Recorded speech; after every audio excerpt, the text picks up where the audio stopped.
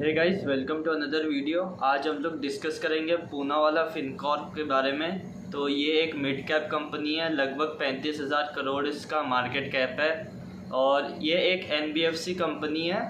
ये प्राइमरीली अपने MSME segment में लोन्स देती है और उसके अलावा पर्सनल लोन्स, कंज्यूमर लोन्स, ये सब सेगमेंट पर भी ये लोन्स देती है। तो इनका AUM Q3 ऑफ FY26 में लगभग 55,000 करोड़ था। उसमें से 33% ऑफ देयर टोटल AUM या लोन बुक, आप कुछ भी कह लो, वो इनका MSME सेगमेंट में और लगभग 20-25% के आसपास इनका personal loans and consumer loans वाले सेगमेंट में। बाकी जितना पोर्शन बच गया वो आपका gold loan, education loan, vehicle loans, ये सब सेगमेंट में। ठीक है, अब अगर Q3 के नंबर्स की बात करें, Q3 ऑफ FY26, तो AUM जो है वो 55,000 करोड़ है, जो कि लगभग 78% ईयर ऑन ईयर बेसिस पर इंक्रीज़ हुआ है। नेट इंटरेस्ट इनकम 60% से बढ़ा है, लगभग 1,050 करोड़ के ऊपर ही है। ठीक है, तो ये 60% ईयर ऑन ईयर बेसिस पर इनका नेट इंटरेस्ट इनकम इंक्रीज़ हुआ है। उसके अलावा profit before tax Q3 of FY25 में 25 करोड़ था और Q3 ऑफ FY26 में लगभग 200 करोड़ हो गया, मतलब 8 गुना हो गया। उसके अलावा इनका ROA जो है वो 1.2% है। ROA मतलब जो इनका टोटल एसेट्स है उसका कितना परसेंट ये लोग नेट इनकम जनरेट कर पा रहे हैं, तो वो लगभग 1.2% है।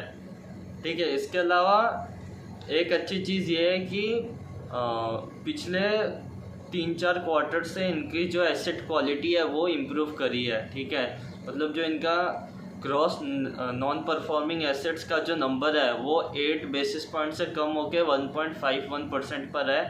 अब ग्रॉस नॉन परफॉर्मिंग एसेट्स मतलब आप मान लो कि जो भी इनका टोटल लोन बुक है उसमें से कौन से ऐसे लोन्स हैं जो कि मतलब जिनको दिए हैं वो डिफ़ॉल्ट हो गए, मतलब उनसे पैसा नहीं आएगा, तो वो 1.51% है, जो कि इंडस्ट्री एवरेज से कम है। इंडस्ट्री एवरेज लगभग 2.9% है, तो इनके कंपैरिजन में इन्होंने बढ़िया परफॉर्म करा है। ठीक है, और इसके अलावा जो भी इनका GNPA नंबर है ना, उसमें से लगभग 48% तो इन्होंने प्रोविजंस बना के रखा है। मतलब अगर 48% ऑफ देयर GNPA नंबर अगर वो डिफ़ॉल्ट कर गए तो इमीडिएटली कंपनी के बैलेंस शीट में इतना कोई हिट नहीं होगा, क्योंकि उन्होंने पहले से प्रोविजंस बना के रखे हैं। ठीक है, उसके अलावा कंपनी का टारगेट है कि FY26 के एंड तक ये लोग 400 ब्रांचेस ऑल ओवर इंडिया में ओपन कर देंगे और उसमें से